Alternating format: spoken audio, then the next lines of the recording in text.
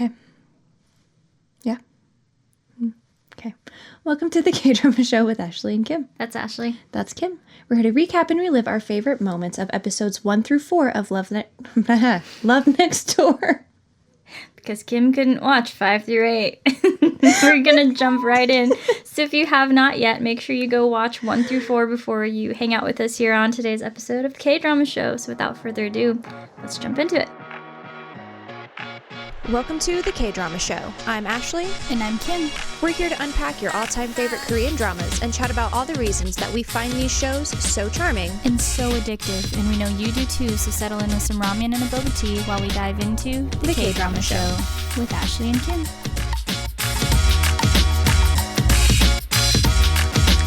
Make sure you're following us on Instagram at the KDrama Show. Follow us on Spotify, Apple Podcasts, YouTube. Chat with us. Comment on what we're doing. Give us more suggestions. Just say hi. Say hi. This is Nigel. He is sponsoring Subway for us. Since he was missing from our tropes list in our review of, what was it? The other Consolidated we just did. Dr. Slump. Thank you. Oh no. Good night, moon. It's fine. Okay.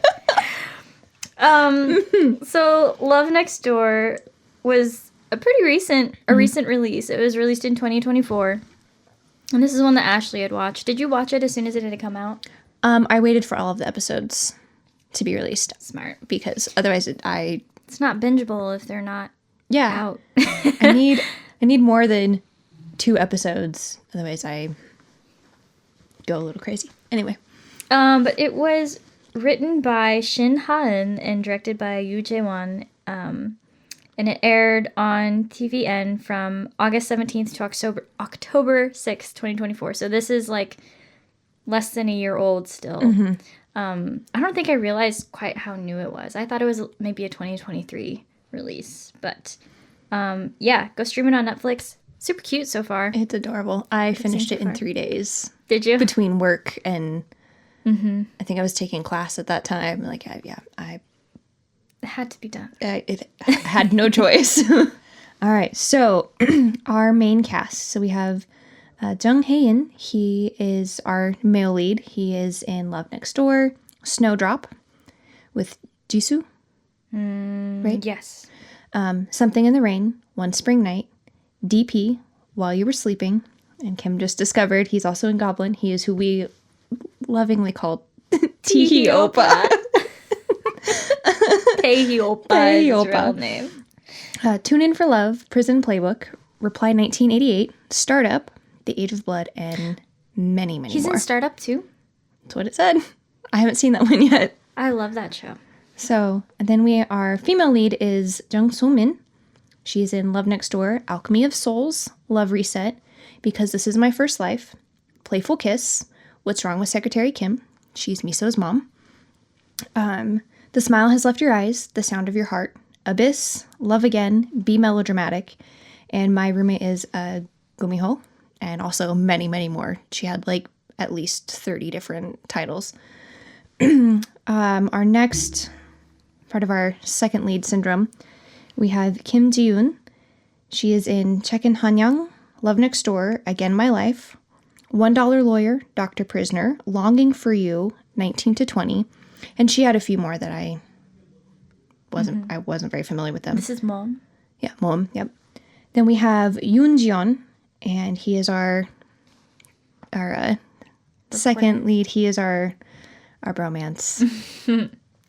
He's in Love Next Door, Serendipity's Embrace, Tomorrow, My Lovely Liar, Memorist, Be Melodramatic, You Are My Spring, Sweet Home, Mount Jury, and Mr. Sunshine.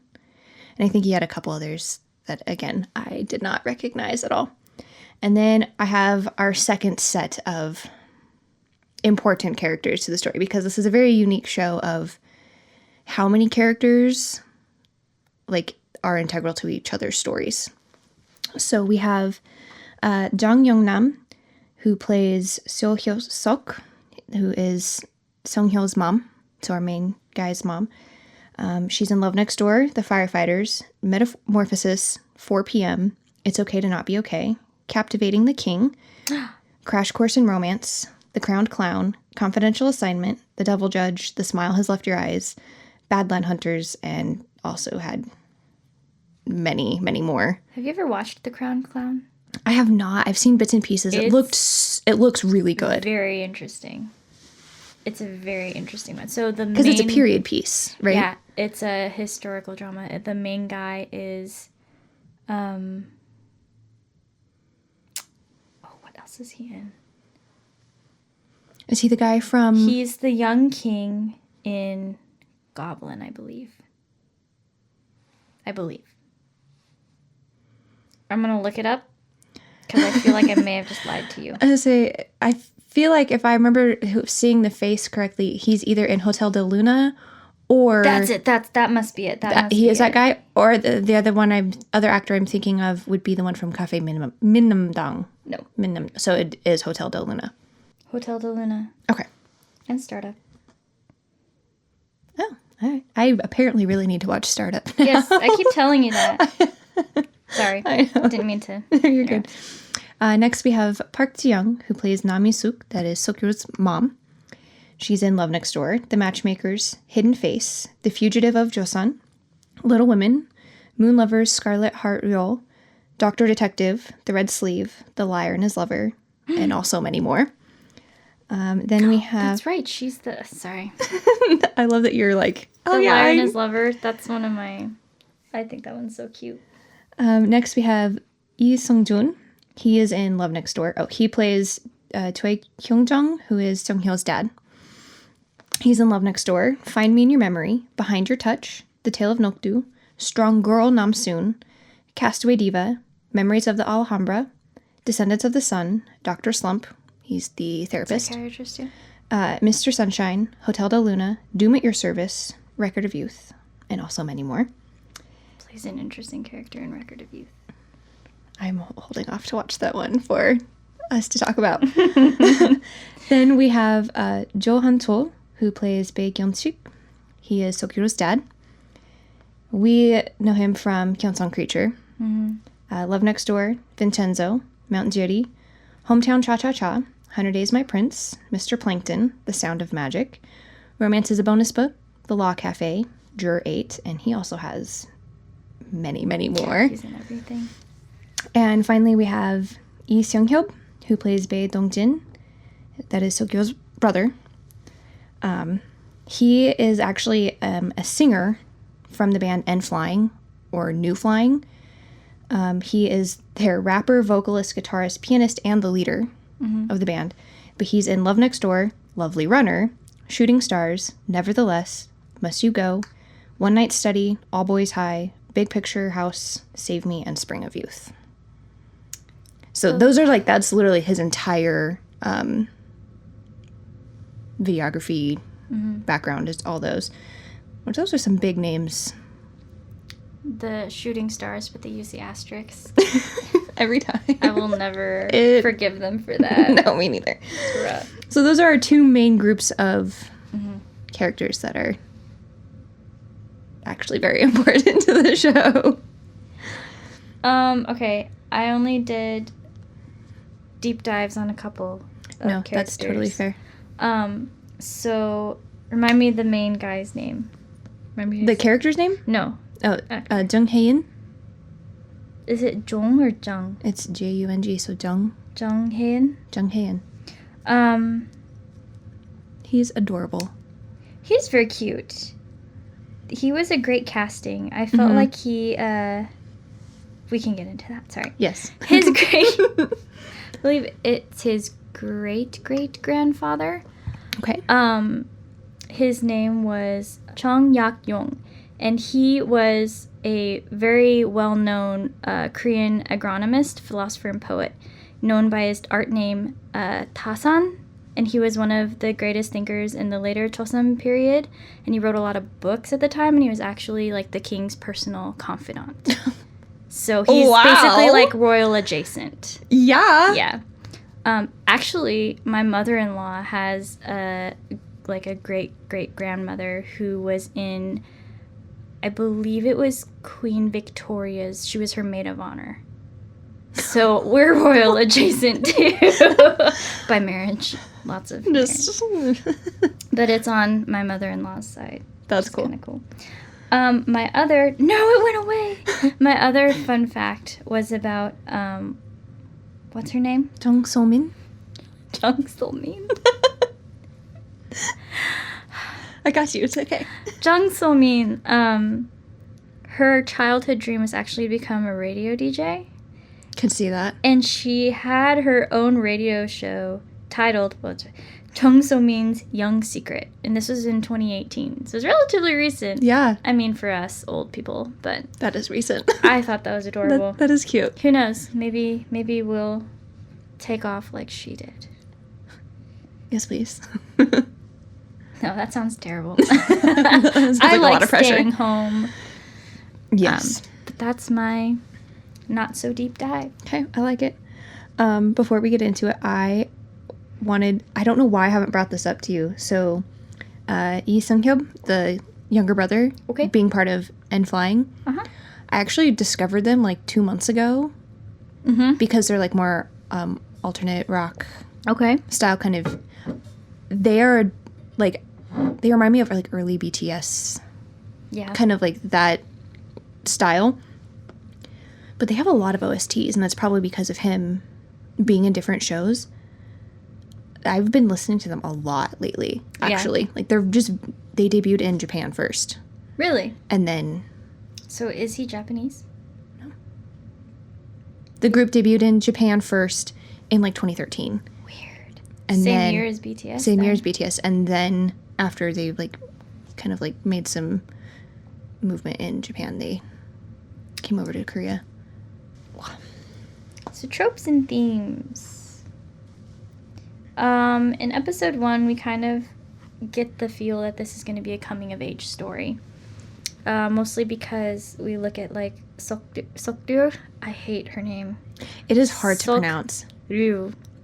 I think it's Ryu. SeokRyu. Yeah, SeokRyu. I'm trying to think of how they pronounce Panru in... Hwarang. I need to rewatch that. But yeah, SeokRyu, her kind of whole growing up arc is about finding her own dream. Mm-hmm. And I think that that's pretty common for people that are on, like, the conveyor belt Mm-hmm. Yeah. of successful career paths, things like that, and how they measure success. And her measure of success has always been accomplishment, but in an external sense, never something that she truly wanted. Just, it's been about the pats on the back and the good jobs and the you got a gold star for the day. Mm-hmm. Never about what she wanted. And I think she's finally realizing how that's kind of an empty endeavor. And if you're always seeking to make other people happy, they're never gonna be. They're just gonna keep leeching off of your hard work because Correct. they've done nothing to earn. Anyway. And then we have the obnoxious brother-sibling rivalry trope. Yes, we do. If you want to talk about that one. Well, we have the younger brother who hasn't done anything yet with himself. Oh, yeah, he wanted to do music. You bought him instruments, and then he immediately quit. And everything that he's ever started has been an almost instant abandonment. And then we are also the baby. So we are therefore babied. And the older sister is like, you realize he is a monster. Like, you created like somebody who doesn't actually want to put any effort forward or try hard. Excuse me. But also just this total sibling of, like, I will beat you. And he works out. So he will beat you. But also she is like, no, I'll take your hair and I will smash your head into the refrigerator. Like, jeez, dude. She's scrappy. Which we see kind of consistently. Yeah. Learned behavior. That is our next trope, I would say, even, of the aggressive mom. Yeah. The mom who hits everyone. It doesn't matter who you are. Yep. Business proposal. Yeah. Well, and, like, to expand on that, I feel like she's also, like, the mom who starts out more concerned about, like, her perception than she is about her kid, and it immediately comes back to bite her. We just went through this in Dr. Slump with Hanel's mom, right? Yeah. Wilson. Yeah. I was like, did I pull the right name out? You did. I'm surprised that I remembered the mom's name, too. I am, too. I was like, there's no way I was remembering the mom's name. But just how they have these expectations kind of for different reasons. I don't think that Hanel's mom necessarily was trying to recuperate her own reputation amongst her peers, kind of like we see with Misuk. But there's still that same pressure, that same expectation of you were meant to use me as a springboard to go be something more. And you quitting feels like you just threw all of that away that I gave to you. And then she just straight up demands, go back. Get out of my... Like, I don't want you here. Throws her suitcase down the stairs. We'll get to that more. Episode 2... I love that Nayun in the office, she even calls it out. She sees SeungHyo and SeokRyu talking to each other, and she goes, this is the one and only childhood friend trope. She's like, I get this feeling. Because she's kind of got a little bit of an office crush on SeungHyo. That's one of the ones I have. Yeah. The Hubei that's in love with her boss. Yeah. Yep, exactly. And so she's like, she immediately clocks it. She's like, competition. Feel like there's a little something here that makes me uncomfortable. Not like what's happening. Yes. But then also we have the single umbrella that needs to be shared in the park. We love our umbrella scenes. It's very cute. And that was a great scene in and of itself.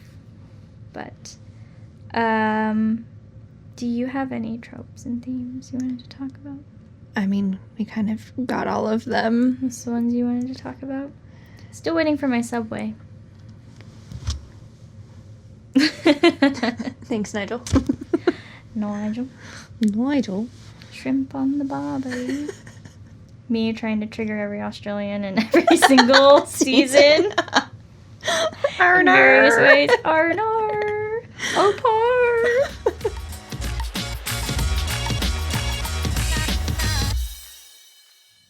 Jeez. Okay. All right. Are you ready to hit the highlights? Yes. Okay, let's go for it.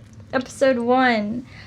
First of all, I love the way that they name the episodes. They give them a name, and then by the end of the episode, but they rename it based upon like the character growth arc that takes place. Yeah, and I think that's really clever.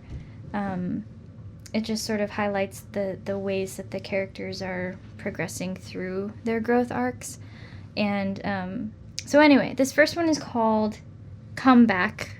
But then it's called Come Back Home at the end. Yeah. So we get to see the friendship between these 4 moms, or these 4 women, middle-aged, and we don't quite know, like, the connection between them because there's a little weird competition happening between 2 of them, and it almost seems very frenemy. It's very chaotic. I secretly hate you.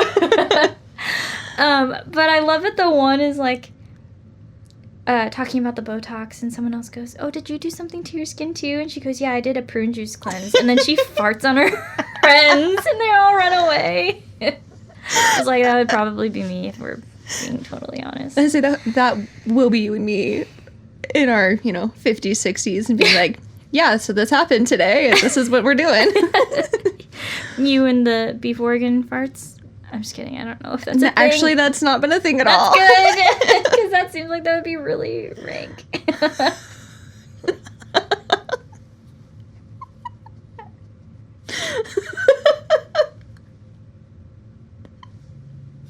I don't know what's wrong with me.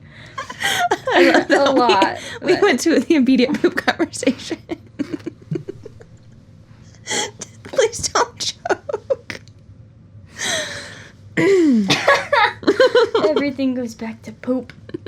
But yeah, just the competition between The so Sook it's sisters. yeah, so it's Hyesuk and Misuk that are the competing, Right, yeah. and even the other two moms to be like, I wonder who's gonna win today. Mm-hmm. They argue about the same thing every time. All the time. But I love how that perfectly just they start to show like the accolades that each child has, right? So Misuk is SeokRyu's mother, and then it's Hyesuk. Hyesuk, yeah. Hyesuk is SeungHyo's mother. And so they're each like, well, my kid did this, and my kid graduated from here, and they got this award, and they were the youngest to do this, and blah, blah, blah, blah.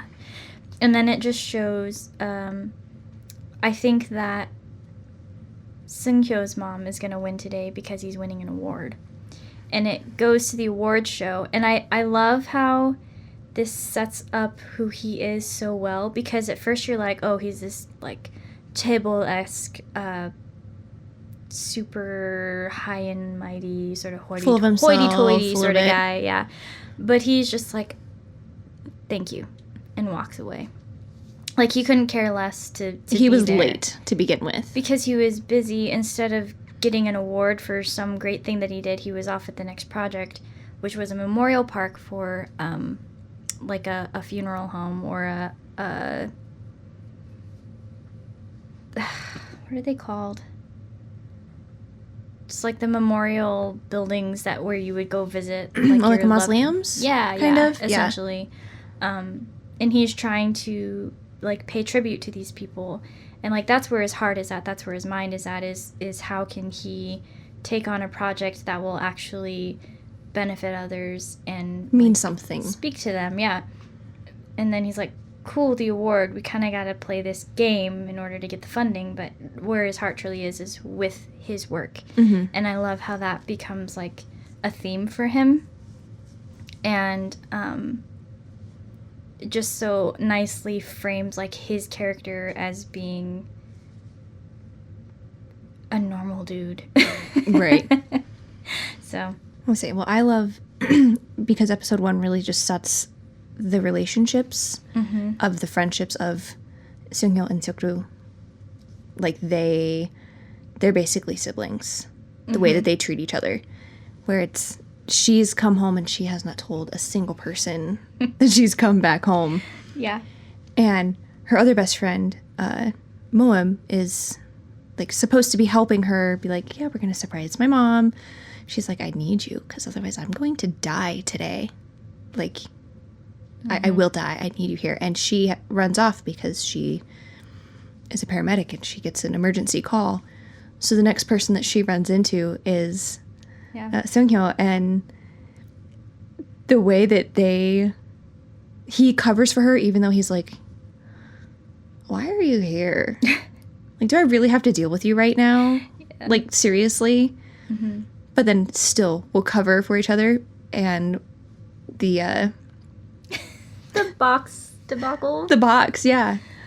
Because Hold it down. She's in the neighborhood, right? And she sees that it's the old sauna they used to have to go take baths in. And then he walks out, and she's holding these balloons for this party.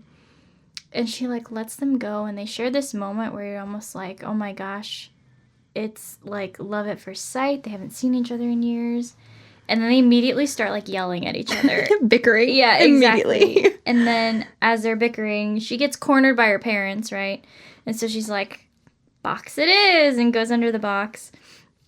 And the, like, back and forth, I have to... So, like, the parents see the box and are like, well, that's a really nice box. Shouldn't we take it and recycle it or something? And they notice the suitcase and like, oh, shouldn't we take this to the police? He's like, no, it's mine. It's like a giant pink suitcase. He's like, no, that's mine. It's fine. It's fine. It's totally my style. And then they're like, oh, the box, we should probably take it and recycle it. And he's like, no, you can just leave it here. And they're like, why are you guarding this box? And he goes, I'm not sure. It's not like it's a person, right? And then he kicks it. I can't use this blanket. I'm dying of heat stroke. I am suddenly also very, very hot. I had that thought exactly. Like, I want to take off my hoodie. But then she goes inside because she figures out it's his office. And they have this exchange and... Stop touching that. Yeah. Get your grubby hands away. Yeah, pretty much. And it just establishes the whole, like, kind of a trope again where one of them is just a free spirit and kind of off in her own world. And the other one is secretly very deeply in love with her. Yes. And you can see it from, like, the get-go.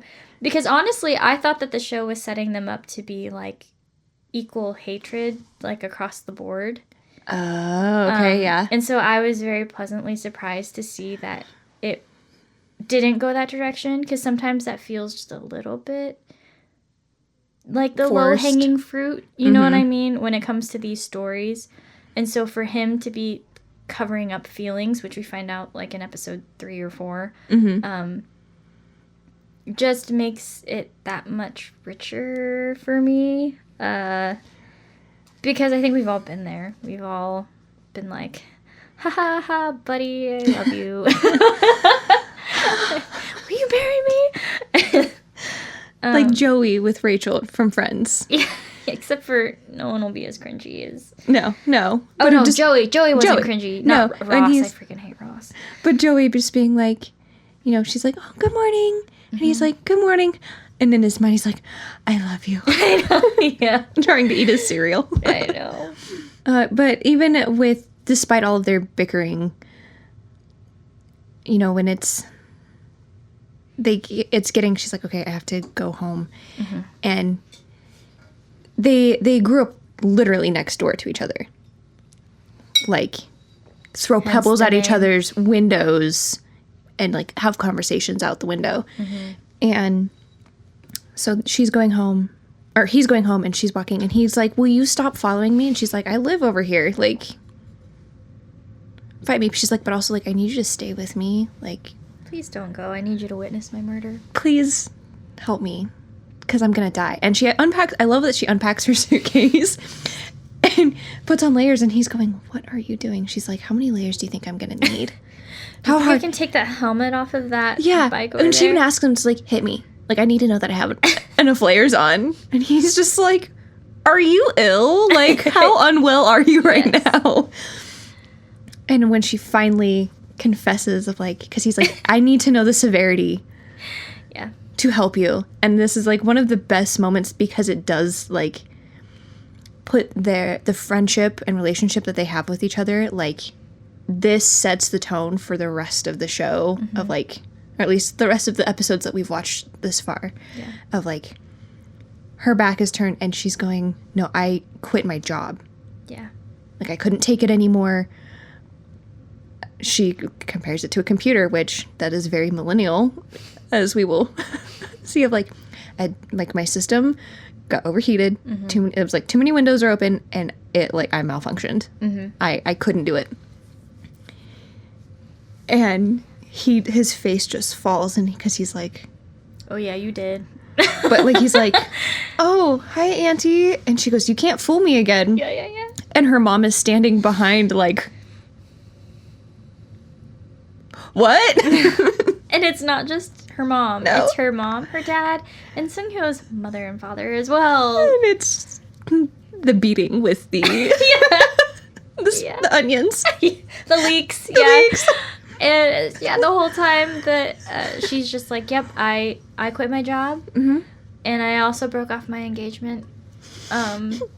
Sorry, and she tries to explain it, but her mom is just like snapped. Her dad is like collapsed on the ground, and then Twice. Yeah, and then she takes the leaks, and in trying to like beat up SeokRyu,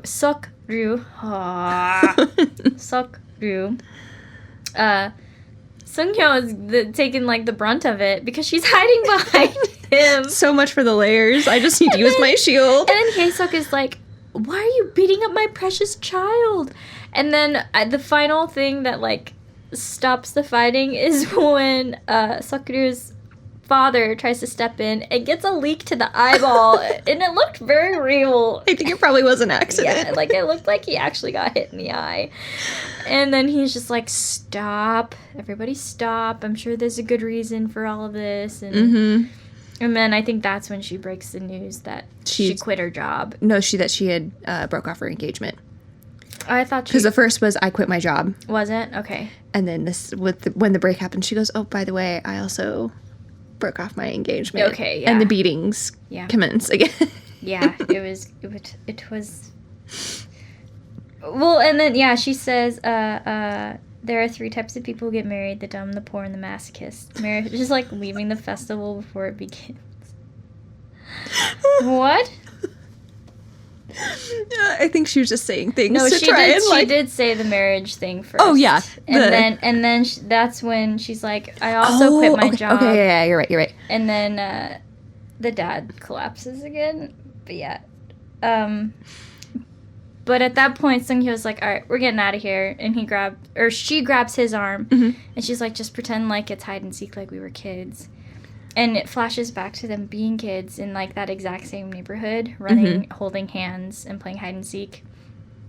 And back in present time, he grabs her hand and pulls her along. And it's so cute. They're so cute.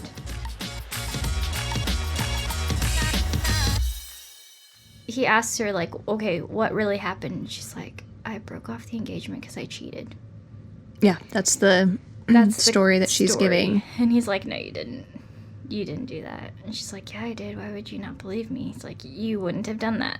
I know you. Yeah, exactly. He ends up taking her back home and, like, blocks off any way for her to get out so that, her and her mom can actually, like, have a little bit of the conversation. And I love that he just, like, leaves and goes, okay, well, life's going to be chaotic again, and just goes home. Holds the door shut. Yeah, it's great. But he remembers SeokRyu as the girl who protected him as a kid. Yeah. So, like, as he's listening to her get the crap beat out of her, he's thinking back to when they were kids, and she stood up for him in front of all of the other neighborhood children. Because he had been born abroad and lived abroad and had funny Korean and didn't quite understand the culture and was getting picked on. And she's like, yeah, if you pick on him, you'll have to deal with me. Yeah. And so you see how deep the bond really goes between those two. Episode 2 highlights. This one is called Hate, but it was turned to love. So it was Mium and Mom. I actually really enjoy Misuk's coping mechanism for her anger. And, like, her family even makes the comment of, like, we have a legendary drummer in the basement. And the comment even of, like, anything that involves hitting, she's really good at. Yeah, seriously. But she even, like, just ignores that her daughter even exists, at breakfast doesn't talk to her, doesn't give her any food, and she's like, oh, Mom, you made this looks amazing, like, I've been craving this, I've missed your cooking. Like, she's just excited to eat some good homemade food. And then when SeungHyo and Mom come over, her mom, like, greets them, feeds them, and she's like, I don't exist. And she's like, I don't feed people like you. I do like, though, that they showed up. It felt like they showed up to check on everybody, because they knew that it was going to be real bad. But they kind of were there to be sort of the buffer between everything. Yeah. And I like that they're like the extra kids, you know what I mean? Like when you're that close, when your families are that close, they're just like, these are my other you're my family other members. Mom. Yeah. These are my other kids. So it was just, I love how natural it all was for them to show up and be like, yeah, we're glad you're all alive. So what's for breakfast? Wow, it smells amazing. Yeah. But the brooch. So one of the things that like Mi-sook thinks about is when one of the visits we would assume that SeokRyu paid to them in Korea at one point, she had left her a brooch in the rice cooker and said, I knew that you would look here first in the morning. So this is for you. And she remembers it with so much fondness because it was sort of just the sign of her daughter's success and a show of her love for her mom, because it was like this beautiful little gold brooch. And then she is back in present day and she looks at her daughter sleeping in the storage room that was her bedroom, and doing nothing all day. And she's like, where did that person go? And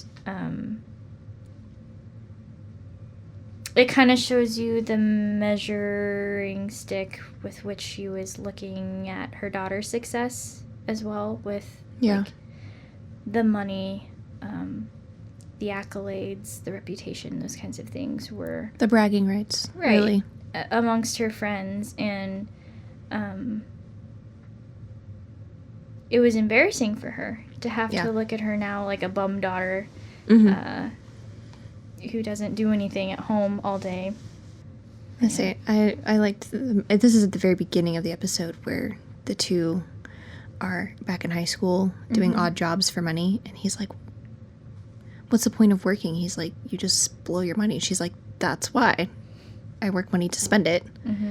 And I love, because this just makes me giggle every time. He's like, what, are you going to drag me off saying that we're going to clean corpses next? And she goes, oh, do you think we can?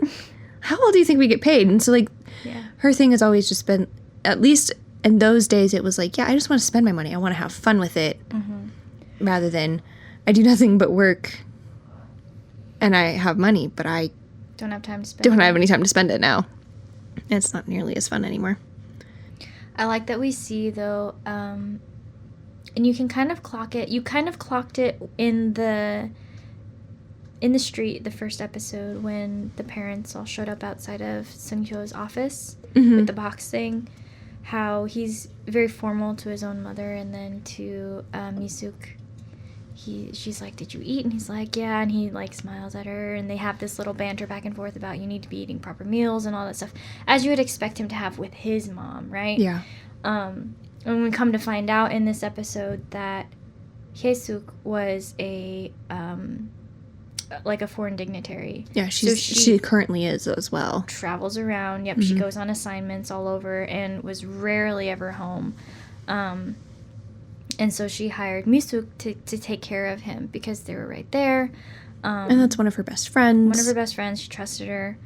And so basically Mi-sook raised him. It truly was like a mother figure, a maternal figure in his life. And but we learned that he was born in France. These two met in 1995. And she says he was short, he spoke no Korean, and then she was like, I'm gonna look after you. You're mine now. And she thinks back on their childhood, thinking about how, she's like, I taught him about proper nutrition. I'd help him eat his vegetables. And they're at the office. Why. Yeah. Yeah. I taught him about friendship and life in general, things like how to save money and spend money well. And then she's like explaining this to Na-yoon, who had asked about like his background. Right. And then he busts in. He's like, I'm going to sue you for lying and defamation.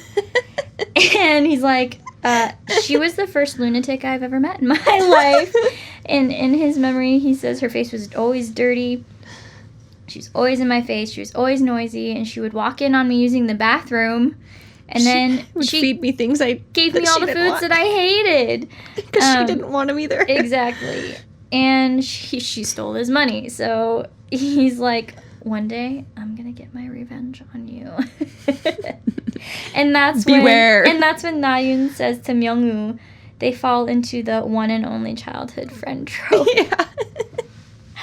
That's really cute. It was adorable. Then we also even get into these moments a little bit later on where Mi-seok is like screaming at SeokRyu, and she's screaming back, and she's like, I don't want you here. I want you to go back, get out of my house, go back to the US, go back to your fiance, like, leave. And, you know, like, you had this high-paying job, you had, you know, this, and this, and... The perfect fiance. Right, and she goes, Mom, did you ever think why I came back home?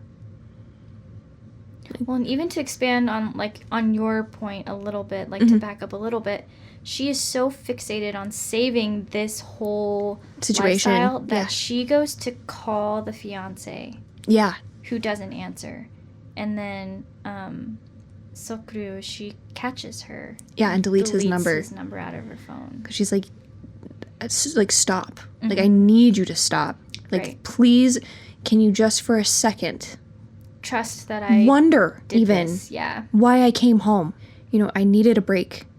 And I wanted to just sleep, and I wanted to just eat some good food, and I just needed a break. And her mom's still going, well, I don't want that. I want you to be, you know, working at this, one of the best companies in the world. And she goes, I don't want to be, you know, your, what is it, your light and your joy, your pride and your joy. Yeah, she says, you were my pride and joy. Yeah, and she goes, I don't want to be your pride and joy. I just want to be your daughter. And she storms out, and this is when we get another just really sweet moment between SeokRyu and SeungHyo of he watches her storm out the door and is like, okay, well, I'm gonna follow and make sure that she doesn't do anything stupid. And then being on the playground, and then we have our under the one umbrella trope. Yes. The fact, though, that I like that we didn't hang on to the tension between Mi-seok and SeokRyu very long, because everybody says stupid things in the heat of the moment, particularly mothers and daughters. It's just... Absolutely. It's just a thing. And so for Mi-seok, one of the things that was said was that you replaced all of my things in my room as if you don't want me to stay. And her mom's like, you're right, I don't want you to stay. You need to go back to the States. You don't belong here. If you're not going to work, you don't get to stay in our house. And she realizes what she said to her daughter, and she's looking around at all of the crap that they like shoved into her room and have been making her sleep around. And she starts to pull like the bedding off of the shelves to make her bed for the night. And as she's doing this, she drops the brooch on the ground. And she picks it up, and she's like, she's realizing that that's not what she wanted. Her intention was never to place all of her hopes and aspirations on her daughter, but that's what happened. Yeah. She's like, dang.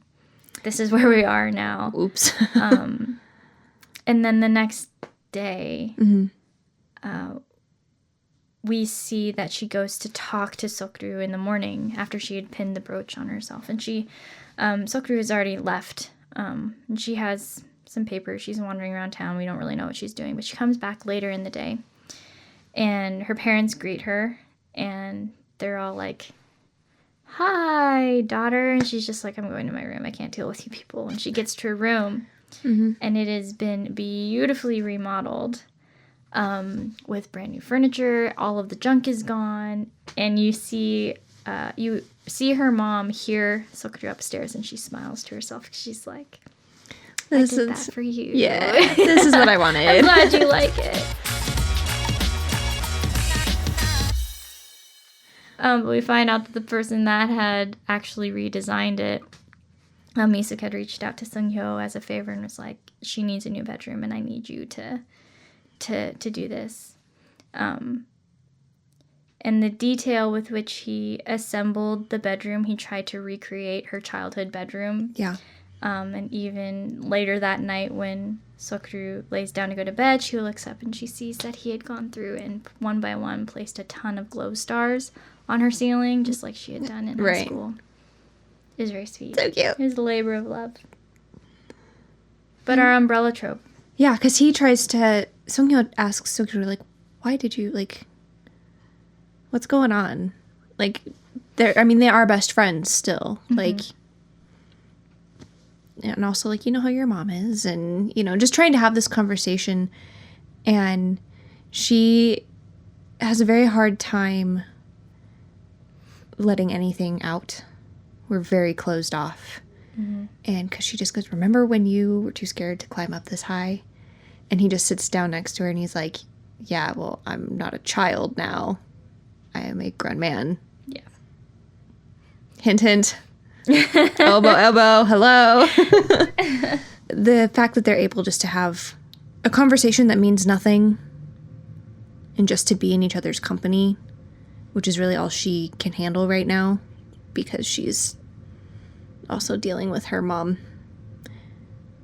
not loving the fact that she's back home. And he even when he comes back with the umbrella, he sits with it on his side and goes, there was only one left. And she goes, yeah, no, give me back. You're sharing with me. You have no choice. This is how. But also, throughout all of these episodes, I said earlier, examples being shown, she beats him up constantly. She really does. She's, when he brings her back home and locks her in the house so she has to deal with her mom. And so the next day when he comes over, when he and mom come to check, make sure that they're alive. And she's like, come here. Closer. And she pulls him down, chokehold, legs are like, you're going to die today. Mm-hmm. It's fine. I'll dig the grave myself. Like, you're very aggressive. I love that. Going back to the jungle gym, when it starts to rain and he's grabbed the umbrellas and they're kind of talking, he's trying to get her to open up, like you were saying. And mm-hmm. she's just like, no. I don't want I'm going to talk about the memories. And then she starts to laugh about something so hard that she's like, I'm going to start crying. He's like, well, pick one. She's like, what? He goes, mm-hmm. laugh or cry, but pick one. And he takes the umbrella down and she just kind of sits there for a minute and she realizes just how, like, you just see the emotion mm-hmm. wash over her face and she starts to cry. And then, I scrolled. I didn't want to scroll. How you do that? But later, now that she's done crying, he goes right back into the, little sparring. He's like, well, the rain washed away your tears, but also washed away your makeup, so you're really ugly now. And then she goes on to talk about how, it's kind of pathetic to hate your mom at 34. And he looks at the stars and he says, the Earth has a moon as a satellite, and hate also has satellites. Your high expectations, your faith and fondness for a certain person are all interconnected, but when any of those leave its orbit, it turns to hate. You can't hate someone unless you love them. But then they see a shooting star, they make their wishes, and there's a trope. Yeah. He's like, yeah, I wished for my company to do well. And she's like, is it not doing well?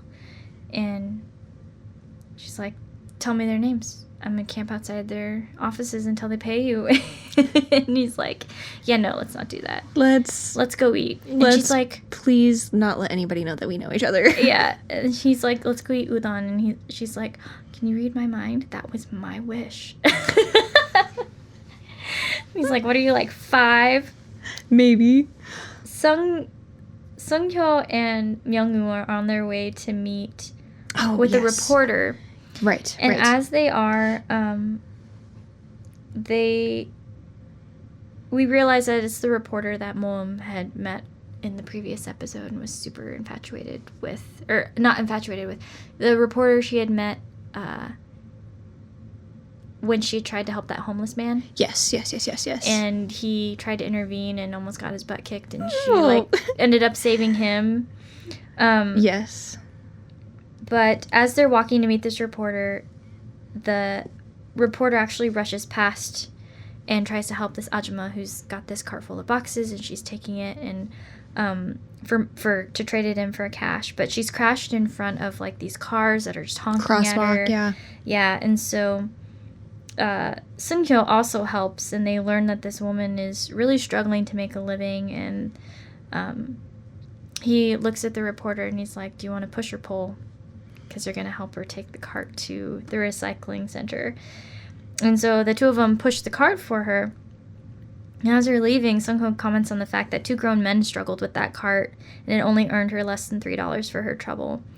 And so as they're in the interview, SeungHyo, he kind of reveals, like, I learned from the best in the world at Changyu, which was the big, giant company he had worked for that earned him all of this attention. But he's like, I lacked control in the projects that I did. I didn't have any final say.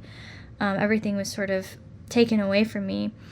And the reporter was like, I bet you are super excited about this new business that you've started then. And he's like, no, I kind of regret it. And then Myung-E's just like, why would you say this right now? And he's like, yeah, I kind of regret it, but it's better to regret doing something than to regret not doing something. And I think that is he is willing to fail in ways that SeokRyu has to learn. And I think that's what he's trying to teach her, is that finding the thing you want to do is not just a straight line. Yeah. Like, you got to do some of this up and down business in order to get to the point that you finally arrive. And he knows that. But then she tells him that it comes from a place of privilege because he has money to back him up and all. Anyway. Yeah, I had none of that written down. Okay. So, because doesn't he is it the next episode or in that episode, doesn't he even think back to it when Na-young is just like, yeah. Na-yoon, yeah. She makes a comment saying something about, like, not everybody gets to have their dreams. She makes some similar comment, and he's like, I've heard this before. Like, maybe. I'm not remembering that. I don't remember what episode that was in. Yeah. But yes, to end episode 2, SeungHyo moves back in right next door. Dun dun dun. Dun dun dun. So, episode 3, SeokRyu is having an interesting time figuring out how to be unemployed. She's doing so well with it, in fact, that she creates a code to schedule out what she does for her unemployed days. Relatable. That seems like something I would do. I'm surprised you haven't thought about it already. Didn't until I watched that episode. But I mean, she's so detailed as to, like, okay, from this time to this time, I'm going to eat. From this time to this time, I'm just going to sit outside and stare into the void. Then from this time to this time, I'm going to watch TV. It's literally the Grinch thing we talked about. It is. I'm going to watch TV. Then I'm going to take a nap. Then she even, like, schedules out, like, she calls her 2 best friends, like, meet me at the comic book store at this time. I'm coming from 6 to 8. Come hang out with me. So then after that time is done, she's like, I've scheduled myself free time. Like, you can't hang out with me? And then she's like, what am I supposed to do by myself? I don't know what to tell you there, girl. You have to find something to do, figure out what it is. And that's SeungHyo's thing of like, you gotta figure out what you want to do. What it is that you like. But I like her interactions with Moem when it's all three of them together. Because Moem comes first to the comic book store. And she's like, I want something red. Like, I want something gory and, you know, intense and violent because she is a paramedic. So that's like what her days are filled with. And so then when SeungHyo shows up, he picks up a book and she's like, wow, I didn't know you were into that. And it's like this princess love story. Yeah. But he sits across from SeokRyu, and Moem is sitting next to her, and like they're having their own private conversation of like basically SeokRyu is talking smack about SeungHyo, like to his face of like, if he was gonna be like this, he shouldn't have come at all. Like, I didn't even want to deal with him. And Moem's just like, yeah, this is just normal. This is how we behave. We're all just children still. We do get an interesting glimpse though into SeungHyo's like home life. And so he's back home, obviously, and his mom has prepared breakfast for everyone, which seems a little weird because his dad was just like, oh, there's breakfast. Okay. So they all I guess we're eating. Yeah, I guess we're eating together now. And it's so deeply awkward. Like, the whole interaction is so awkward between the three of them. Painful. Because hardly anyone is speaking other than Hye-suk, who's trying to, like, just breeze over the fact that it's so awkward by making conversation. And the guys are just like, why are you speaking to us? I don't want to do this. And she, like, tries to tell SeungHyo that it's nice to have him back home. And he's like, yeah, just so we're clear, this is because I'm really in need of money and no other reason. There's no affection here. It is also my job is like right around the super corner. close. Yeah. And his mom was like, well, if you're that low on money, you should have told me. And he goes, yeah, we're not going there. And his dad kind of pipes up and he's like, do you do this? Do you do that? You need to make sure you're careful. I see a lot of people come through with these kinds of injuries if you're going to be on work sites, just sort of being a good dad. And, well, his dad is a doctor, so. Yeah, and they have a pleasant exchange. It's not necessarily super just like. Fond. Yeah, there's a fondness there. Both ways, I think. Yeah. Because his dad didn't leave him when he was all the time. Yeah. But he's like, all right, I'm dipping. I gotta go to work. And his mom tries again to connect with SeungHyo, and she's like, I'll buy better bread for breakfast next time because this one isn't very good. And he's like, I don't normally eat breakfast. And then he asks her, like, are you going to be assigned somewhere again? And she's like, do you want me to leave? And he's like, no, that's not it. It's just that I know you don't like to stay in Korea for very long. And then he's just like, bye. And he goes to work. And the interesting just comparison to the sort of chaotic, messy, rough around the edges family dynamic that SeokRyu's family has versus SeungHyo. The ones who are very successful on the outside, have it all put together, but there's like an emptiness, a coldness. Yeah, no substance. And so I think that maybe Mi-suk sees that, and she's like, I want that, which is why she's always trying to compete with Hye-suk. But what she doesn't realize is that they want what she has. Right, the grass is always greener. Yeah. Because they just value what the other person has more than what they have. Granted, I think Mi-suk probably has the better deal. And she's also just louder about it. She is pretty loud.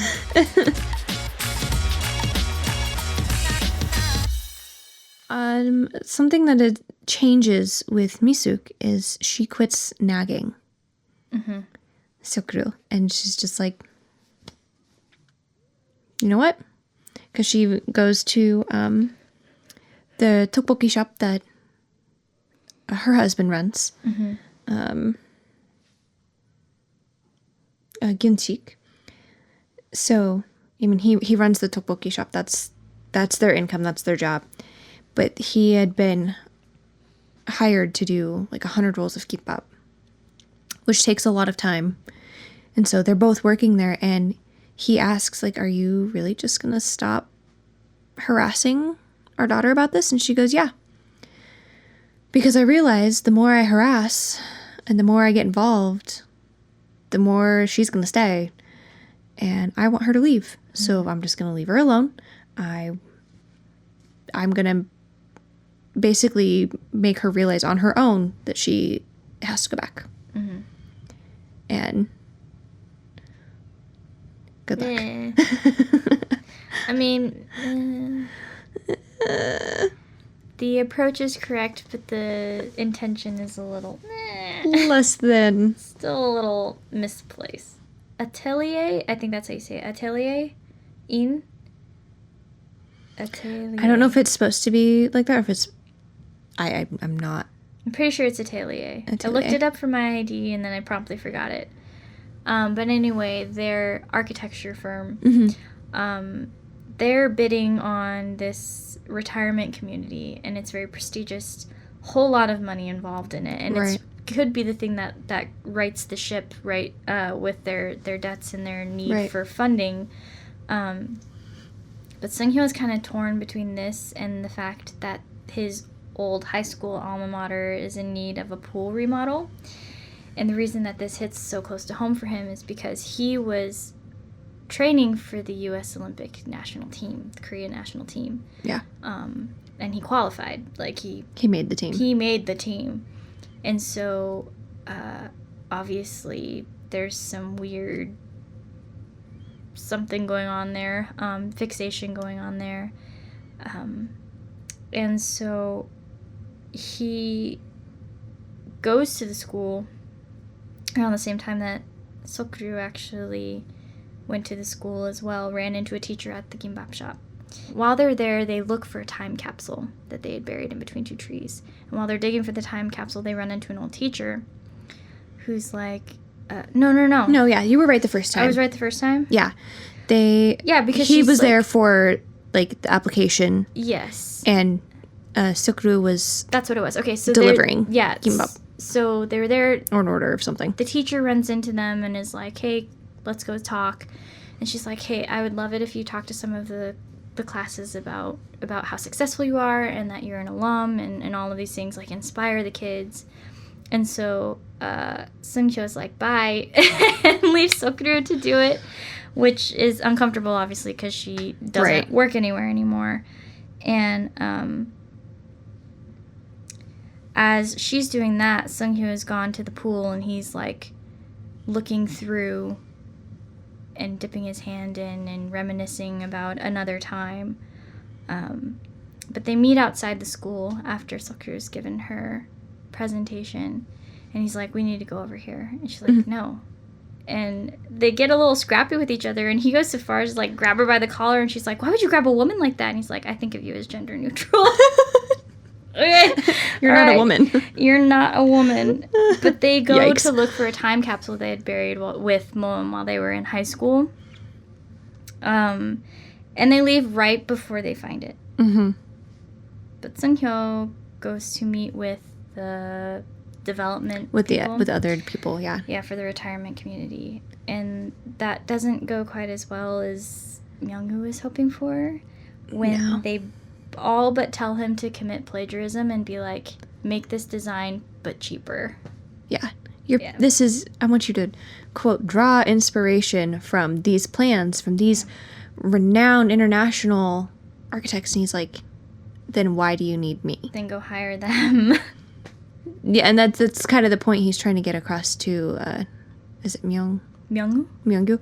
He's like, I have integrity.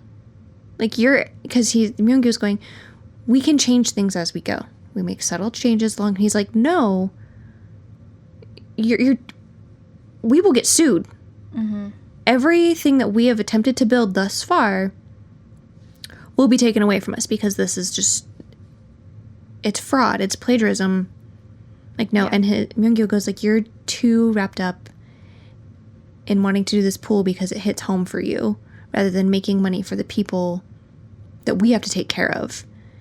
And he's like, and basically telling him, like, you are too stuck on your past, like on the past, and immediately stops talking. Was like, foot in mouth. I did not mean to say it like that. That was a low blow. Yeah. Ouch. Yep. And SeungHyo just like, bye. I'm gonna leave you to stew with that for a bit and go home because that was stupid. Rhoda. Yeah. So SeokRyu, she's kind of heard from her mom, like, even your brother has gotten his act together and has a part-time job and is doing things. Like, he doesn't just sit around all day. And I think she was kind of taking a dig. And being like, stop being lazy. Stop being like your baby brother that I have encouraged him to be that way his entire life. Seriously, though. Audacity. But SeokRyu meets with this employment recruiter, and they're going over her resume, and she's like, have you done this? She's like, yeah, I took some time off when I was 30, and she's like, I don't think that'll be a problem because, you know, a lot of people do that. That's an age where it's common to switch jobs, and it makes SeokRyu really uncomfortable. We don't know what this time off was in relation to. Mm-hmm. But as she's leaving the interview, SeungHyo catches up with her, and they go, like, hang out on some exercise equipment, and she starts to talk about the job interview, and he's like, is this even something you want to do? Right. Is this your dream? He's like, this is the same work as before, but less pay, and you're expecting yourself to not become overheated again and overworked. And she's like, why is this your business? He's like, you're acting like I don't know you. Like, we haven't known each other our whole lives. I can see what makes you light up and what makes you happy, and you're not. This is not it. This is not doing it for you. And she's like, not everyone. Oh yeah, okay. This is the part where you had dreams mentioned earlier. Yeah, dreams are a luxury. Not everyone can afford to have them. You come from a place of privilege. And as she's yelling at him, his face kind of gets funny. He's like, you know that I know how it feels to lose a dream. And she's just like, bleh. Crap. Bye. And this is right after Myungwoo had just told him the same, like, just thrown that in his face as well. So he's being very patient, all things considered. But he goes back home and he looks at his drawer full of medals. And this is when we see, after he had qualified for the team, SeokRyu had met him outside and was like, hey, I have a gift for you. And she throws a towel at him, and it's embroidered with the 2008 gold medalist, Choi SeungHyo. And it's like, that's a bit preemptive. And so they're just kind of joking around, and he's going probably home and goes to cross the street. He's looking at the towel, smiling at it, and as he's crossing the street, the white truck of doom wasn't a white truck of doom. It wasn't a white truck of doom. But it might as well have been. Yeah. They couldn't do white truck of doom because they knew that would actually kill him. They just needed to completely shatter his leg. Yeah, for real. But we see, like, SeokRyu and her family are all at the hospital with his father. Mm-hmm. The mom is not there. Yeah, she's out of the country. Presumably out of the country. And later his father's like, you'll be able to walk again, but athletics, yeah, those are out now. Yeah. Yeah. And yeah, so that was the death of his dream, what he had worked very, very hard to achieve. Mm-hmm. And there's a mourning period that's going to happen. And that's completely normal. And he just locked himself in his room and became a bear in a cave. Mm-hmm. And I think for about it's like a month, SeokRyu was like, I'll let you be. And then it's like, hey, I brought you some comic books. Let's read these. And he just pushes her out of his room. And she keeps coming back because, like, this is her best friend. Mm-hmm. And every time she comes in, he shoves her out the door, locks the door. She walks in holding the keys. And it's like, yeah, I know where the keys are. try that again. And then he takes the keys and goes out. The next time she comes in, she comes through the window and about falls off the ladder. Yeah. And when she gets inside, they have a cursing match. And she calls him every name in the book. And he's like, stop cursing. Like, quit. And she just keeps going. And he finally erupts on her. And she goes, you feel better now? Like, are you good now? Okay. Yeah. Like, you can get past this. We'll be okay. Like, I'm still in your corner. I'm still on your team. Mm-hmm. Basically, you tuned yourself into a bear that was hiding in its cave, and I'm going to drag that bear out now. Yeah. Like, you need to come join us again in the land of The living. the living. That's what good friends do. I love that to, like, provoke his anger. She's like, you've regressed like a baby, you fossilized trilobite-looking fool. Like, what? She's got aggressive. some words. But then after she's like, do you feel better now? And he's like, yeah, kind of. And she's like, cool. She pulls out a hatchet. She's like, try and lock me out again and I will break down your door. Try me. And he knows she's not bluffing. She just climbed into his window. Like, you don't mess with this person. So SeokRyu, she is thinking about, like, SeungHyo's words. And she decides, like, I need a dream. And in order to find this dream, she's like, I'm going to go dig up the time capsule that we tried to find earlier. And she gets caught by her teacher. And I really like the conversation that they have. Yeah. She brings her inside and has a conversation with her. And this is when SeokRyu comes clean and she's like, I gave this whole speech and I've quit my job at Gripe. And she's like, okay, that's fine. And basically she clocks the fact that SeokRyu's completely lost right now. She goes, I always worried about the first time you would fail because I knew that you had not been prepared for this. Right. Success had always come easily to you and it always came freely to you and you've never learned how to fail. And so she's like, you just need to keep going. And also I think you should probably stop by the pool on your way out because SeungHyo's over there too. Mm-hmm. And she's like, he's also having a crisis. Maybe you guys can go have a crisis together. You can do it. But he has the time capsule. Mm-hmm. And so he's looking through the letters and he's reading her letter. He starts to read it out loud and she's like, don't do it. So they're doing this little chase around the pool, which made me super nervous because I'm like, somebody's going to crack their skull open. He even tells her, he's like, don't run, you're going to fall. Yeah, exactly. And then finally she kind of catches up to him. So he closes the capsule and he just jumps into the pool because she can't swim. But we learned that this is the first time he's been in a pool since the accident had happened. Mm-hmm.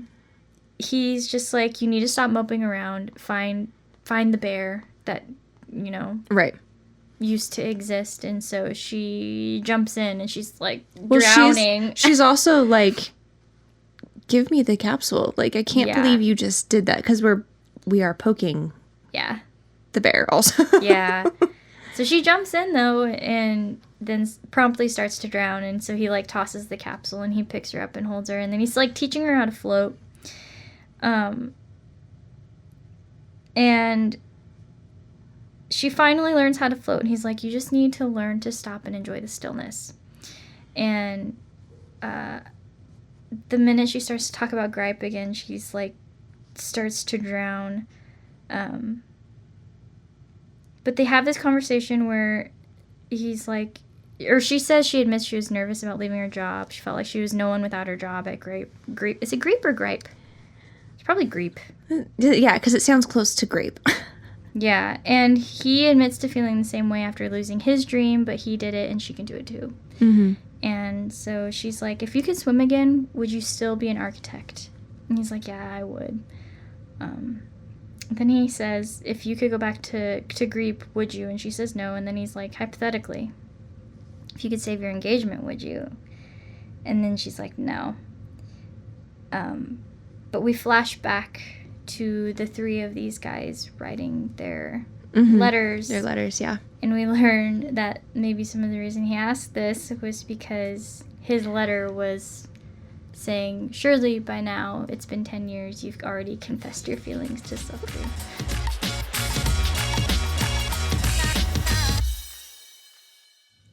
Episode 4. Episode 4, past perfect, present perfect, continuous. Those felt like grammar terms. But I like that we get more of an insight into her dad. Mm-hmm. This episode of he's running the tteokbokki shop, and it is not going well. Like, business is not been doing well for a while, and he's trying just to figure out what's the best move here. Like, he wants to, like, send memorial money to his close friend in Jeju, but they can't because they can't even afford to put food on the table right now, especially with 4 people living under one roof. And all of the extra people that you're feeding on the side. Yeah. But we even get a little bit of a glimpse into SeungHyo's dad. And the new budding drinking buddies that are slowly being developed here of they're having the same kind of crisis that their wives are having. Ginsik is asking Kyungjong, what is it like to have money? What is it like to have? I barely get by. And Kyungjong is telling him, like, yeah, it's really not that great. I mean, I have it, but I wish I didn't. I think my life would be so much easier if the having wasn't there. And as they're also drinking over this conversation, who knows how much of it's actually being retained.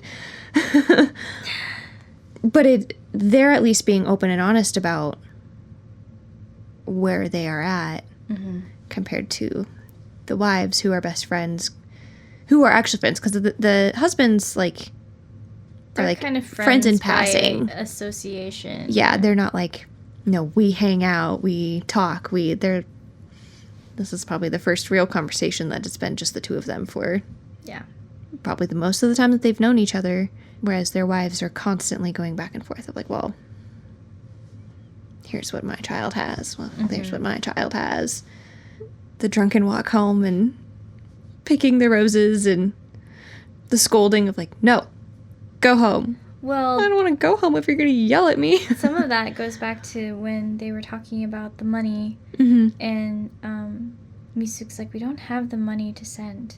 And she's putting out the lavender flowers from when her friend had brought, the Sook sisters got together and they're like, we don't like this name, we're going to call ourselves Lavender instead. So she brings those flowers home and puts them on the table, and she's like, you never bring me flowers. And he goes, if we can't afford spinach, how am I supposed to afford flowers? And so when they were drunkenly prancing around the street, and one of them's very embarrassed and frustrated, and the other one's just a very happy drunk. Until he's yelled at. He grabs all of the roses off of the street, and he puts them in Misuk's bike basket. Yeah. And it was a very sweet gesture that she really appreciates, because it meant that he had heard her. And he, in turn, realizes the love that his wife shows him by preparing him a meal every day, by being a mother to his children, and by just being present in a way that he can see that his friend does not have that same interaction with his family. And there's one, like, if you were to ask me the one piece of advice that has stuck with me for, like, whatever, anyway, at church there was this one lady who said, comparison is the great killer of joy. And I just really see that in their story arc, where the grass may be greener, but it's greener where you water it. So stay in your lane, fix your own problems, because they are your problems. As much as you want to have other people's problems, they will not be your problems. You just need to stick with your own. Yeah, for sure. And they did. I appreciated that about their story arc. But SeokRyu has inadvertently somehow gotten hired by Atelier because she speaks English, and worked for Greep, which is one of the companies they're putting a bid in for a project. And SeungHyo kind of tries to play like interference for SeokRyu, but Myungwoo's just like, no, this is great. Please, can you help me? And so she agrees to. And as they're working all of this out, they end up on a video call discussing, like the project proposal. And it seems like it's all going really, really well. And SeungHyo and Myungwoo step away. And as SeokRyu is trying to close out of the meeting, she overhears, because they never actually left the meeting, they just turned off their camera. They said, we know that we're not going to go with Atelier, we're going to go with this other company, but we just need them as the baseline. Yeah. So basically, to start like a bidding war. And so she busts into SeungHyo's office like, I cannot believe this. They are trashy. I've always known they were terrible. Light it all on fire. Yeah, pretty much. And he's just like, no, I'm going to keep doing the bid to the best of my abilities, because that speaks more volumes about who I am as an architect than it does for them as the client. Mm-hmm. And she's like, why? And he goes, if you don't understand this about me, then I think our conversation is probably done here. Basically, don't crap on my work, on my ability to do my job well. And don't say anything to Myungwoo, please. Please. We are going to do this regardless. Yeah. But they go to the meeting, to the pitch meeting, and it's obviously already uncomfortable for SeokRyu because she knows the truth. But when they go in, they meet with this guy named Chris, and he's the worst. He's the absolute worst, and he and SeokRyu have history. Mm-hmm. And he used to manipulate her into doing his work. All the time. And it was just a really bad situation. And then she overheard him making fun of her to some coworkers. Who also took his advice of like, if you tell her, oh, you're just so good at this. And basically, if you gaslight her and manipulate her, just these, few words, she will do all of it for you. Mm-hmm. And so clearly you were the kids in the group projects who did not participate at all. I was also the kid who did not participate in the group projects, but that's okay. I participate now. Slowly. But I participate. Anyway. What are we talking about? So we're in the meeting now, mm-hmm. and this Chris guy is being a real wad. And SeokRyu's just like, I gotta get out of here. And she spills her water. She kind of stumbles. She's just not feeling well. And as she's in the hallway, she runs into Chris, who is like waiting for her outside of the bathroom. And he basically just throws it all in her face. He continues to insult. Antagonize. And just... he sucks. Yeah, he really does. And... as he's trying to manipulate her again into being like, you what does he say to her? It's been really hard without you. Yeah. Goes to pat her head. You really were my still genie. My genie. And as he's like mid-pat, he just like gets slammed into the wall. Which we watched this episode together, and Kim's reactions. I was really excited. Where she was like, yeah! I really was. I was very excited. Great. I needed that. We all needed that. He is a sleazeball. But SeungHyo has like been pushed to the edge, and he's about to clock this guy in the face. And SeokRyu's like, "No, you can't do this for me. You can't risk everything for me. This is between me and him. Leave these guys out of it." And he's like, "Oh no, I'm pressing charges." And she's just like, I quit. Therefore, I'm not associated with this company anymore. So, Bam! well, that's after he goes, you need to work on your English because you're supposed to say please first. And she like stutters and she just goes, please my, and just, she does clock him, which was, again, Kim going, yes! And kicks him too. And was like, that is, it was, you know, getting punched in the face. She goes, this is as a former employee of this architect firm, and then kicks him and goes, and this is because you were a crappy coworker. Yeah. And then she picks up her shoe and she's like, my feet just really hurt. It was so satisfying.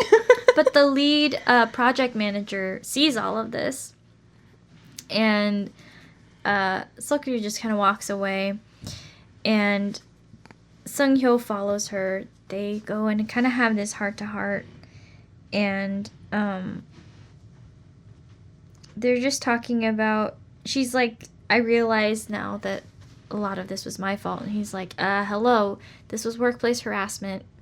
This was There's a lot of things wrong with it. You may not have done everything right, but it was not just your fault. Right. And so they go to a bridge and they write on this little lock about the things that they wish for Chris in his future. Obesity. Hemorrhoids. Balding. Ingrown toenails. Dentures. Yeah.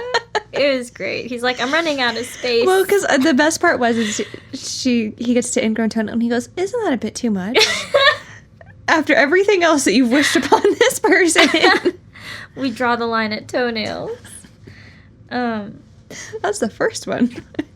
But she compliments SeungHyo. She's like, you followed through even though you knew this was all a sham. Mm-hmm. And I really respect you for that. Yeah, it was very impressive. It showed that you had integrity. And as they're talking about this, Myung-woo calls with some very good news. Yeah, they won not that bid, but they won a different bid. And Schmucky Chris got fired. Because Myung-woo is actually, like, social media friends with the vice president of Gripe, and it's like, yeah, I recorded everything because I use that as feedback so I can, you know, meet my clients' needs better. Mm-hmm. I didn't realize this was actually going to help with vigilantism. He's like... Which, by the way, go check out her review of Vigilante. It's great. Great show. None of that type of vigilante action in this show. Would make it much more exciting. It would. But, and he calls out Chris of just being like, first of all, I don't care that you're an overseas Korean, that you immigrated. You are here now. You have respect for people who are older than you. You don't get to talk to me that way. You don't get to talk to anybody else that way. Button up your shirt, straighten your tie, sit down, shut up. Like, that is enough out of you. Do we want to talk briefly about relationships? The moms. Mm-hmm. Their relationships. Misuk and Hyesuk. Well, all four of them, really. Because all four of them are really good friends, and they're really kind of adorable. Yeah. Of like, we've been friends for so long, and we know how each other, you know, how we all operate, and you want your friends to last that long. I think that's super special that they have such a long-standing friendship like that, especially with the level of competitiveness that's happening amongst some of them. Yeah. Relationships are hard. Friendships are hard. And to be able to say that you have literal lifelong friends, I think is something really special and something to aspire to. Absolutely. So I don't know. I think it's cool whenever you see like a group of women that have been friends for that long. Yeah, and can support each other and be competitive but still laugh about everything at the end of the day, and you know what I mean? Well, because Hyesuk is very, very well educated. I mean, she has to be for her job. She's an ambassador all over the world, so she speaks different languages and has, you know, different foods and knows was like, no, I don't watch TV. I read books. Yeah, shut up. I watch TV. I watch a little too much TV. We made a podcast about how much TV we watch. It's part of my job now. A job that doesn't pay me. That pays with friendship and food. Word. But she just like has all of this knowledge that her friends don't have. And they usually just tell her like, please stop talking. But then she has no idea about a lot of things that go on like in her own country. Mm-hmm. So it's just a very different dynamic of, and just that's also fun. I love though that at no point has Misuk ever held it over Hyesuk's head that she raised her son. Mm-hmm. So the competitiveness is almost sort of sweet in a way, because it's not, I raised both of our children, therefore his accolades are my accolades. It's just, no, my kid's better than yours. Sorry. How dare you? Yeah. So it's almost endearing when you can look at it like from that lens where, it's she's not replacing his mother and not trying to. And it even makes her uncomfortable when that happens, like with Myungwoo at the welcoming or the grand opening party. Other relationships, so the mothers and the children. Yeah. Misuk. Okay, well, let me back that up a little bit. SeungHyo definitely claims Misuk as his mom. Mm-hmm. And SeokRyu, like, even tells him, she's like, you know what? My mom likes you more, so just be her child. Yeah. Take the pressure off of me, please. Like, but she does. She dotes on both of them. Well, right now more SeungHyo, because he's not the one who's pissed her off recently. Yeah.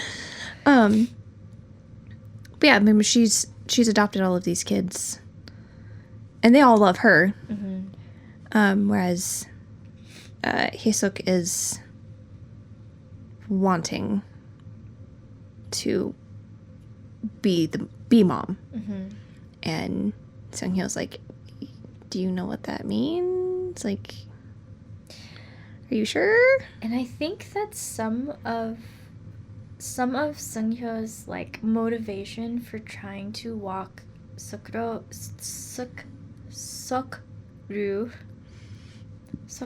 this, to the extent that he is well, one, he's in love with her, but two, he's seen what a career-oriented or career-obsessed person looks like. They're not happy. Mm-hmm. They don't have family. They might have friends, but at the end of the day, like, family is what you got. Yeah. So he sees that in his mom, and he's like, I don't want you to go to that extent. Like, if you're looking for fulfillment in your career, it's not going to replace, like, the people in your life that love you. Mm-hmm. So stop trying. I will kick you. Just like you've been beating me. Yeah, exactly. We didn't talk about them as much, but Moam and Dano. Mm-hmm. What do you think so far? Can I be honest? Yeah. I don't care about them. At all? No, I really don't. That's fair. And I don't know if that's just like... because they've not been featured all that much yet. Here's how I feel. Okay. So with like... Stop. With, so like Business Proposal, for example. Mm-hmm. They... Youngso and Sunghoon so much have like their own chemistry that I'm just like, give me more. I like their storyline better than the primary storyline. I don't feel that with these two. I don't feel the chemistry. I don't care. Fair. And maybe my mind will change later. Currently, if they could pull that whole storyline out, would not miss it. Just being brutally honest here. All right, that's fair. I mean, they have had like 3 interactions. Yeah. And I'll say this. Their interactions, when they happen, are amusing. Mm-hmm. For the overall story, I don't care. That's fair. Yeah. It feels, if I'm being honest, it feels like one too many things. Because you have the dynamic between the parents, you have the dynamic between the kids, you have the dynamic between the parents and the kids, and then you have... The friends. Yeah, so it's just, it feels like so much right now that I don't care. That's fair. There's a lot going on. And also, he sketches me out a little bit because he doesn't want to tell anyone where he grew up. And yet, he has photos of these guys chilling on a digital camera. And if that's just not a little too business proposal, creepy neighbor with a lamp in their room, I don't really know what would be. So my guess is that he is either like a long-lost sibling to what's-his-face, SeungHyo. Mm-hmm. Maybe the dad had an affair while his wife was away. Because why else are you taking pictures of strangers outside their place of employment with other people? And my other guess, I don't have another guess. I think he's an illegitimate son. Okay. All right. Kim's unhinged theories. We haven't had that since season 2. When I was scarred for life. By that very emotionally harrowing with Tehi Opa. Tehi Opa. Dude, that blew my mind. I'm sorry that it's still on camera. He's so adorable. SeungHyo and SeokRyu. Yeah. I mean, they're heckin' cute. They're so adorable. Their chemistry is... It is not often, and I think I told you fabulous. This, it is not often that I buy into the chemistry between two characters so quickly. Mm-hmm. Like, 20 minutes into episode 1, I was just like, oh yeah, they're in love.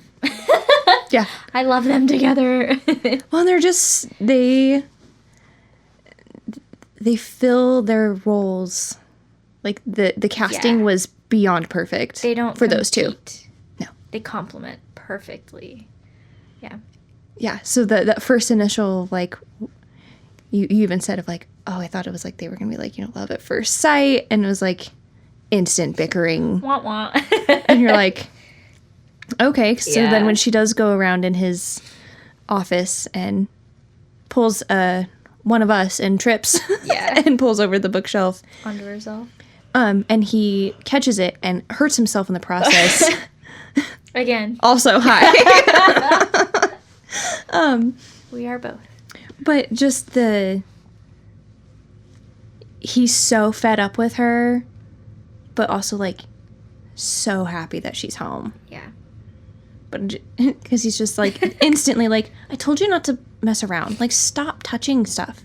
Yeah. And she's like, she hits him and is like, stop moving. I need to see if you're injured. And you're just like, how much did you, like, how often did you guys hang out before you started filming to pull off this level of, like, comfortable?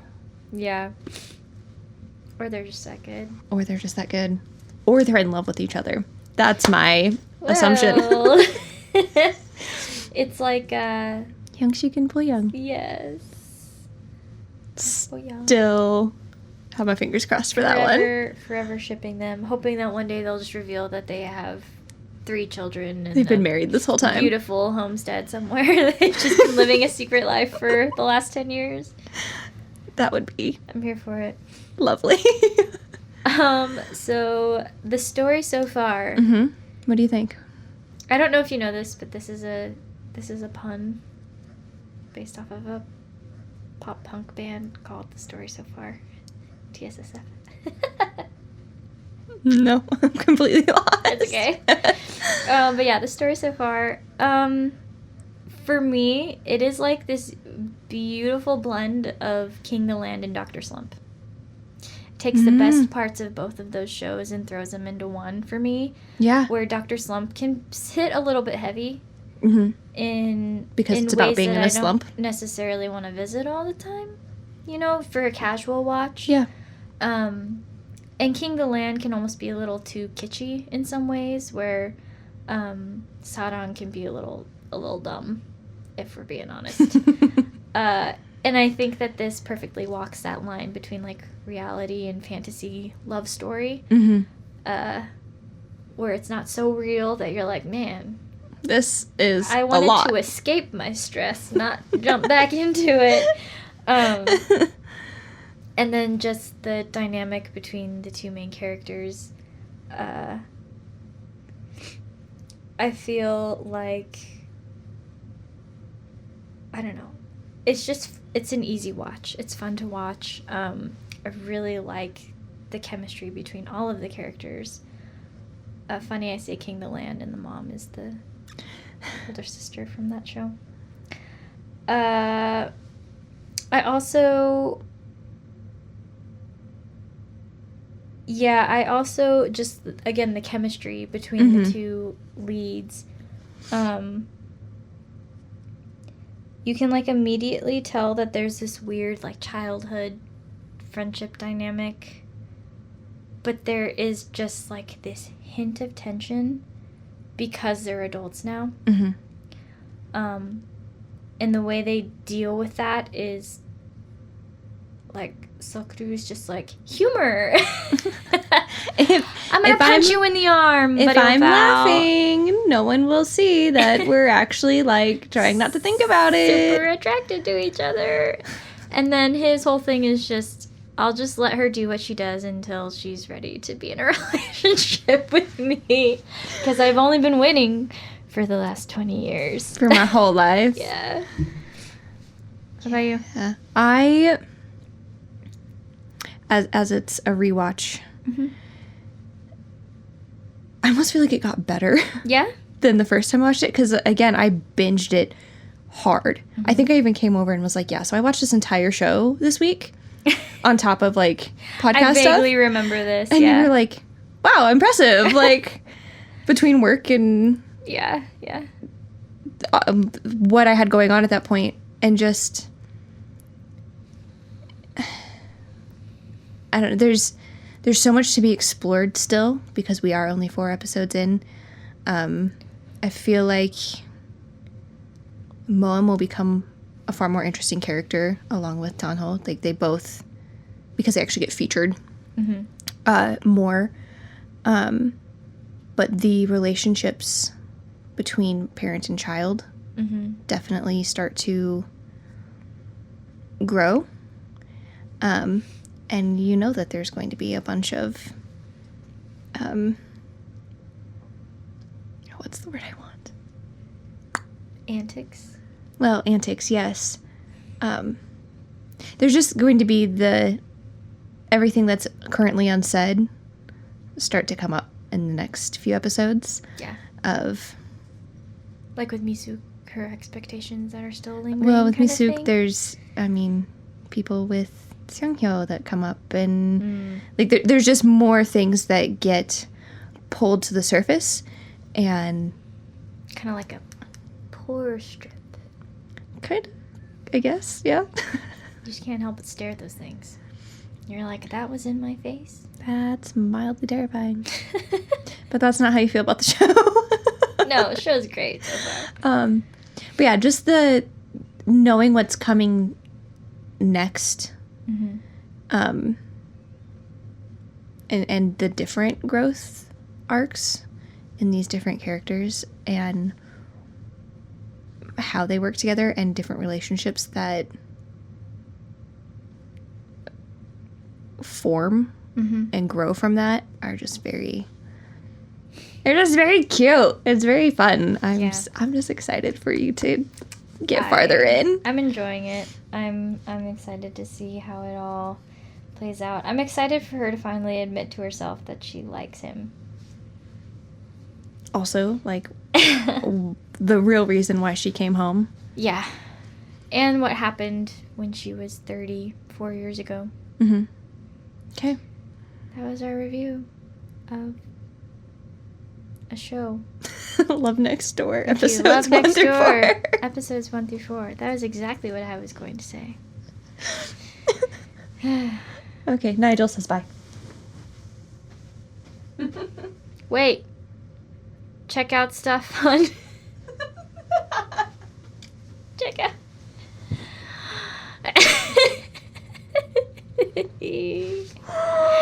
If you have not yet, make sure that you are following us on Spotify, YouTube, Apple Pods. I killed Ashley.